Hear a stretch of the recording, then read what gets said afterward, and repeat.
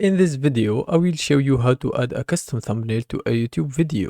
If you found this helpful, please subscribe and like the video. First, go to the top right of your YouTube and click on your profile icon right here. Then select YouTube Studio. To add custom thumbnails, your channel needs to have the feature enabled. To check this, click on Settings in the bottom left, then click on Channel and Feature Eligibility or something like that. Make sure intermediate features are enabled.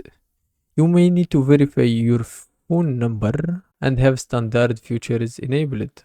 Next, go to Content and find the video you want to add a custom thumbnail to. As example, I will go with this one. Scroll down to thumbnail right here, press on the three icons, then change. Choose your thumbnail, open, and then save. That's it, you've now added a custom thumbnail to your video.